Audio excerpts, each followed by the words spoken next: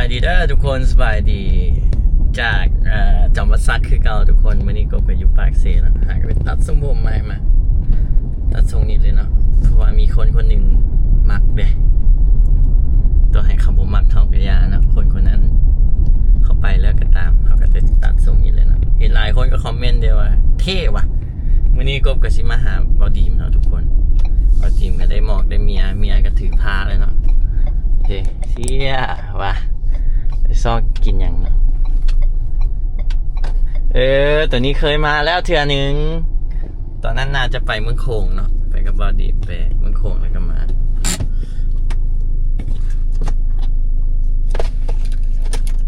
บอดีมอยู่น้ำเมียถือผ้าได้ดิจังไงก็เกิดห้องเหมือนลูกไอ้โซ่เป็นยังไง แม่แหละเป็นคนปากเซ่ตี้นี่ผู้สาวมักได้ก็เลยตัดทรงผมนี่โอ้เป็นแต่บอดีม เปลี่ยนทรงเปลี่ยนสไตล์เนาะเปลี่ยนสไตล์เลยผมว่าผู้นั้นเขาเป็นคนต่างประเทศเด้ครับว่าโอ้จะตัดนี่ทรงรอเด้กูก็เลยตัดเลยหักอยู่ดอง ตัดใจจากเขา เป็นแต่อยู่กับไผ่ที่ผู้เดียวเนี่ยไปเบียร์ตอนนั้นคือว่านะวะบอดีมตอนนั้นคือว่ามีนะวะคือว่าปลูกนี่เพื่อนมึงนี่นะผู้ใหญ่ยูนี่ฟังยูก็เมีย2 คนเนี่ยคนมีเมียวะ วันนี้นัดกันเนาะถ่ายคลิปมื้อนี้กูตื่นไวเด้เช้ากินต้มไก่เลยเด้มันก็ตื่นไวเช้ามื้อที่6เด้มื้อนี้แต่ก่อนแจกเสมอเนาะบัดนี้ตื่นจักโมงแต่ละเทื่อคือมันช่วงแรกเนาะ 4-5 โมงแรกตื่นมาค่ำเนาะหลังๆมาขี้ข้านเด้บัดนี้ตื่นเช้าเนี่ยเมื่อคืนนี่ก็แจ้งคือกันแต่ว่ามันตื่นออโต้เนี่ยกินเบียร์ไปซะเห็นบ่ขี่ขึ้นมาปินงัวอยู่ขวามือโตเลยโอ้เขาเปิดไมค์เขาพร้อมเปิดโอ้เสียงเพลงติแล้วไปกินให้ก็ได้กินปินงัวจะไปพากเอาก็ได้บ่ยากดอกซื้อมานั่งบ่อยู่ดีบ่หรือว่าจะกินอยู่ห่างไปขี่รถจักรไปซื้อไปซะซื้อมานั่งกินอยู่พาไปนะติรถไผนี่เมื่อขี่รถนี่ว่ะรถช่วงเที่ยวสวนเพราะว่าเฮามาอยู่ปากเซทุกคนเขาต้องเข้าถึงแบบซิกเนเจอร์นะแบบสไตล์บ้านๆเลยขี่ไปซิ้วพอได้หยอกผู้สาวอันนี้มันวิทยาลัยนั่นตอนนี้มจวิทยาลัยจำปาสักเลยของแข่งภาคใต้เนาะอยู่นี่เนาะใหญ่สุดอยู่วันนี้แหละแต่ว่านักเรียนเป็นจังได๋นักเรียนบ่มีแล้วนะนี่คนเขาไปเฮ็ดเวียกไปเฮ็ดเวียกกับจีนไปเฮ็ดเวียกอยู่ไทยเบิดเนาะแม่นเขาบ่อยากเรียนเขาไปเฮ็ดเวียกเด้อเดี๋ยวนี้แม่นแหละเรียนไปก็จบไปก็คือคนลาวฮู้แหละเวียกมันก็โจมามันถอดมีหลายอย่างโจมาไม่เฮ็ดเวียกเงินเดือนบ่พอกินแม่นและบัดนี้เรียนไปก็เสียเงินหลายอีกเสียเงินอีกจบม.7 กับกูให้คือแม่นกูก็ไปเฮ็ดเวียกได้ 15,000 เนาะอยู่ไทยสอกเสิร์ฟ 15,000 มาไล่อยู่นี่ก็ห่วย10 ล้านเป็น10 ล้านทีนี้เงินเดือนสตาร์ท3 ล้านเนาะ10 ล้านก็$500เสียบัดนี้ยังสิขายคอกขายควายมาเฮียนต่อโอ้ไปเฮ็ดเวียกดีก่อนอีหลีเฮียนต่อเลยเบิดเงินหลายยังไปเฮ็ดเวียกที่ว่าเงินเดือนแบบไทยไปแต่ละมื้อซื่อนะแม่นก็หั่นแหละมีเงินเดือนไปเฮ็ดเวียกล่ะเงินเดือนสมมุติได้3 ล้าน4 ล้านได้100ปลายดอน3 ล้านก็เท่าได้ 6,000 เนาะแม่นมีแต่คนที่ว่าพอใจอยากเฮ็ดนั่นแหละเขา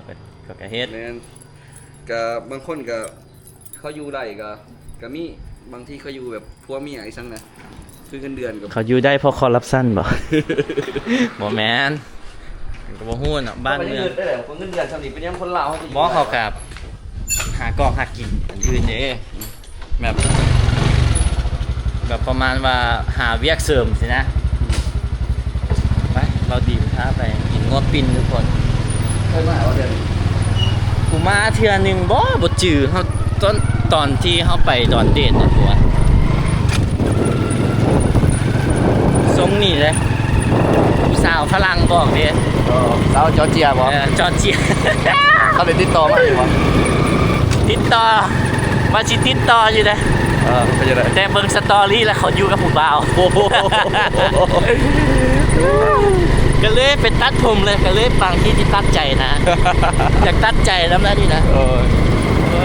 เอาคือว่าครั้งหนึ่งมาเห็นไอ้ฮักเนาะ ไม่เห็นรู้สึกดี ไม่ได้สู้สึกดีแล้วว่าเป็นสั่งดอกเอากับตัดทรงนี่เลยเนาะ FC ก็บอกว่าเข้ากันเนี่ยคือไหนคือโจรเนาะ คือหาก็ออกจากคุกมานะทุกคน เพราะแบบลองเปลี่ยนสไตล์ไปมันก็แบบเรียบกระสิ้น แม้นเพราะว่ามันการขึ้นไปนะทุกคนแรกๆผมกับพวกเข้าเนี่ยวันนี้กัดเลยตัดแบบทรงเก่าเลยกัดร่อนๆดีกัดโล่งๆแต่อันนี้วิทยาลัยนะทุกคนมหาวิทยาลัยจำปาสักมันคือว่าเป็นมิดๆเนาะดีมเนาะ โอ้ยแต่ก่อนก็เฮียนจบดีเลย แต่ก่อนคือคักขนาดเลยเพราะว่าอยู่ที่แข่งภาคใต้นี่ต้องมาเฮียนอยู่นี่วันนี้พัดเงียบคลิปคนส่วนหลายบางทีก็ไปเฮียนภาษาจีนแล้วก็เฮ็ดเวียกกับจีนได้เงินดีอีกแปลภาษานี่ได้เงินดีก่อน แต่ก่อนห้องหนึงหันมี40 คน แต่ในไซส์หนึ่งสิมีอยู่ประมาณ3ห้อง3ห้องหนึง40เป็น120เนาะแล้วนี่จาก3ห้องเหลือแต่ห้องเดียวเดี๋ยวก็มีนักเรียนมีประมาณ10 คนในห้องเดียว ทีนี้ในครูอาจารย์เองเว้าตัวนี้ เหลือ10 คน แต่ก่อนนี่สิ่งเข้ายากเลยทุกคนเฮียนนี่นะยากสิ่งนี่สิ่งเข้านี่บางคนจะได้จ้างเข้านะแต่ก่อนนะเดี๋ยวนี้นี่แบบเข้าฟรีเด้อ เขาให้เปิดสมาร์ทเขาฟรีเลย เออมาเข้าฟรีคนบ่เข้าอันนี้เป็นแล้วห้านี่วะงัวปีนเป็นตัว มันคือวิ่งมา ฮะบ่แม่นปิ้งมาว่าไปแล้ว ก็อยู่ โอ้ลิขสิทธิ์เต็มเลยวะบ่แม่นยังปิดเสียงเหรอ ไปเด้เสื้อของไห้เนาะยังมามันน่ะ เอิกมัน เสื้อของไห้ คือหมาเลยเลยเนาะ งัวหน่อย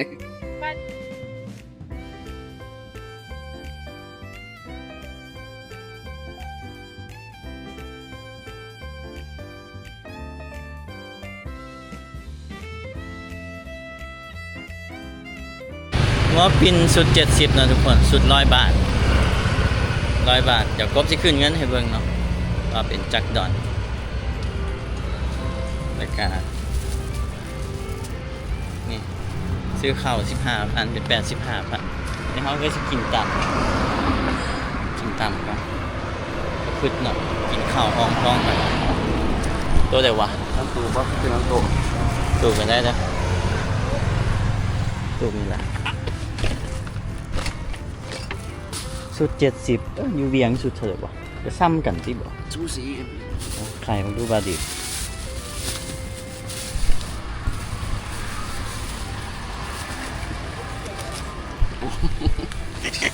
ว่าจะปีนงัวตอนนี้ ว่านี่คือมันนักแท้เลยเมื่อกี้นี่คือไฮไลท์แท้ว่าเสียที่พัน กูมักต่ำอยู่นี่นะจะมีแกงสุกเลือดมาให้นะแถม ที่เวียงก็มีวะ บ่เวียงต้องสั่งเหรอ นี่มันแนวนั่นแหละตรงนี้สุกเลย มันเป็นซิกเนเจอร์นะเห็นบ่แล้วมันขัดมานั่งยูทูบนะทุกคนโอ้แต่ก่อนคือคึกคักเนาะนักศึกษาแบบเลิกเรียนเต็มเลยเนาะ ส่วงเพี้ยนส่วนนั้นปุ๊บ ผู้สาวผู้สาวอะ เอาก็เคยมาแต่ว่าหันเมาเดย์เดย์นี่ กะ หัน กะมากองซุ่ม คน เด้ เต็มอยู่หันโอ้หันบอกเมาเด้ เออ แม่นแหละ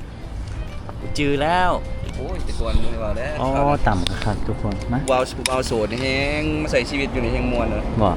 คือสาวเอามีแต่ต่างแข้งเข้ามาอยู่ก็เซาของแถวของยังอยู่กันนะ มึงจับอันนี้ดูที่ท้ายหูปกมึงจับนี่มา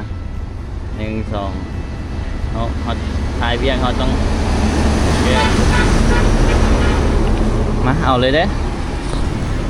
ต่ำสั่งต่ำ2เนาะต่ำปลากับต่ำมัน เดียวก็ติ ต่ำหมึกแบ่งกับไม่หมดตื่นทุกคนว้ากินห้องท้องกันกูเข่าเศร้าเลย สองเจียว ขอถ้วยเขาเศร้าเลยใช่เป็นใช้ข้างๆเลย เส้นเจียวตับนี่เจียวตับกับเจียวเพียเลย นะยูเบียงอยู่ต้องสั่งเป็นถ้วยมาเอาเลยต้มเลือดเนี่ยต้องจะสั่งเลย โอ้ เขาไม่แถมให้เลย ซื้อข้าวมาให้เด้อ บ่อยู่นี่แถมมักอยู่ปากเซเองสิ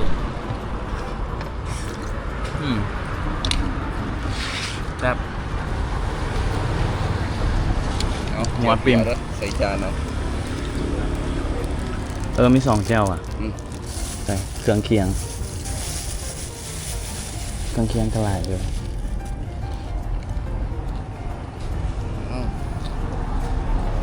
เอากินชุดมันต่ำกินหมดบ่วะ ครบเท่าไหร่สาวครบเท่าไหร่ก่อน 35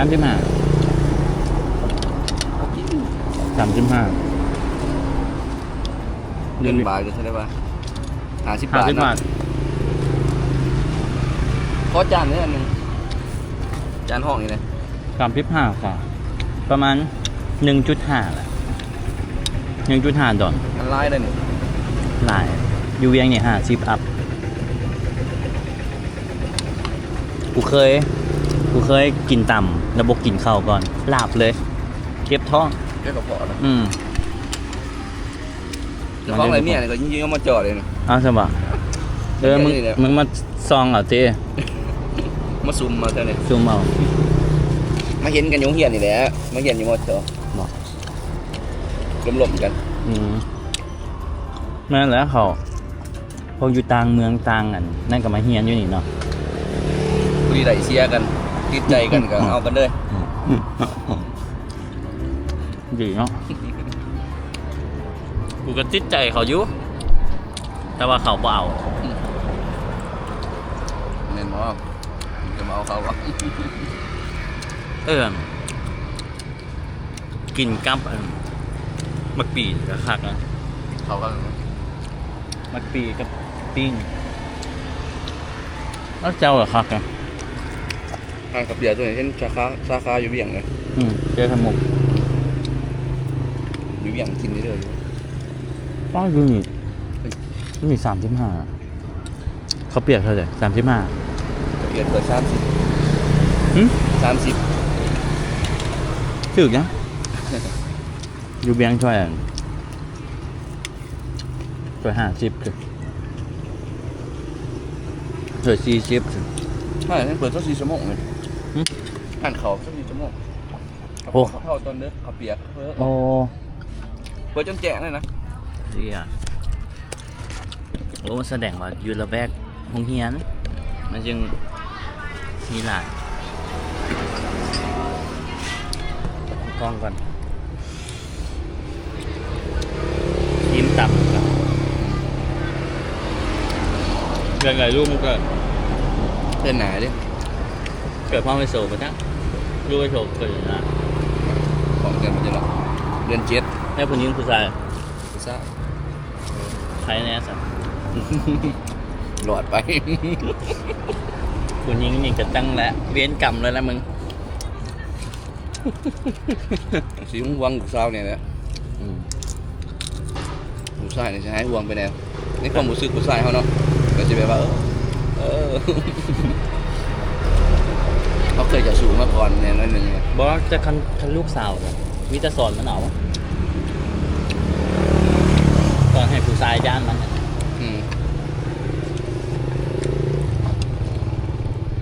ต่ำกินเบิดมัน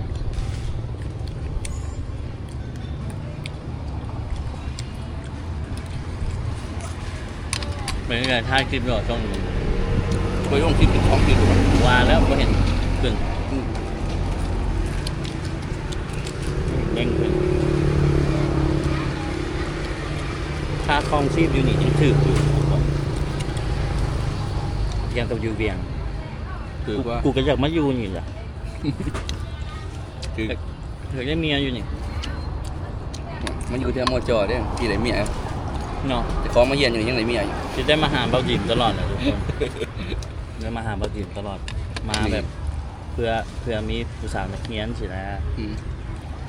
คือหานตัวยูรูมนี่มีแต่พวกนักเรียนมอจอเต็ม หวยกูจะไม่ได้มาบ่มื้อนี่ ไม่เอาขึ้นนี่เต็มเซฟกันขึ้นต่ำตุ่มต่ำตุ่มต่ำ มื้อแรงนี่วันศุกร์ดินั่นเนาะ ทางคาราบัน พวกนักเรียนบางที่เขาก็บ่อยากไปเที่ยวไกลเลยก็เที่ยวอยู่ละแวกเขาพักอยู่เนี่ย อันนี้กูไปกับบักแป้งเท่าไหร่ละซาลักซี่ เจ้าเป็นคนอยู่ใส่คือมาคนจำประสาทเสียงเนอไปเหนือ หัวโบแมนแล้ว มาเห็นเบี้ยไก่เด้มาเห็นเบี้ยไก่เด้ คนนั้นใส่เหงาใส่หยาบ่ว่าคนนั้น บักเกมกระเล่นใบขนาดมันก็ได้กระสนใจดูได้ยินสำเนียงว่าคอยเป็นคนพักเซ่ โบแมนแล้ว ปากเซ่ปลอมเลยพี่น้อ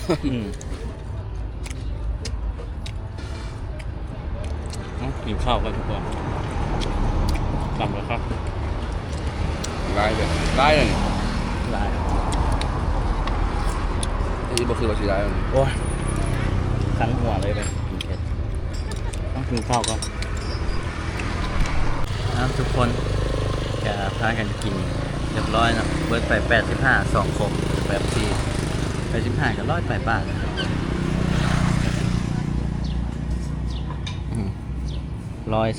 นะประมาณในเกือบ4 ดอกไปเจอกันคลิปหน้านะทุกคนเนาะ เจ๊มากบเลยโอ้ยมาเลี้ยงมากบ มาเรียน มาเลี้ยงตลอดเลย เป็นช้าง สบายนะทุกคน ดนๆเนาะเจอกัน มากบไปอะไรนี่ เจอกันคลิปหน้านะทุกคนถ้าเบิ่ง EP ต่อไปเขาเห็นผู้สาวแล้ว แดงมาชุบคือว่าขโมยคล้ายดีเลย บอกขายตัว คล้ายมัน เอาเจอกันคลิปหน้าทุกคนเจอกับเราดีมอยากให้เห็นอย่างลองคอมเมนต์มาเบิ่งทุกคน แต่คือชิแมน EP มื้อหน้าบ่แหละก็ EP ต่อไปมันเท่าที่เฮ็ดอย่างเดี๋ยวชีวิตถ้าเบิ่งเนาะทุกคนบ๊ายบาย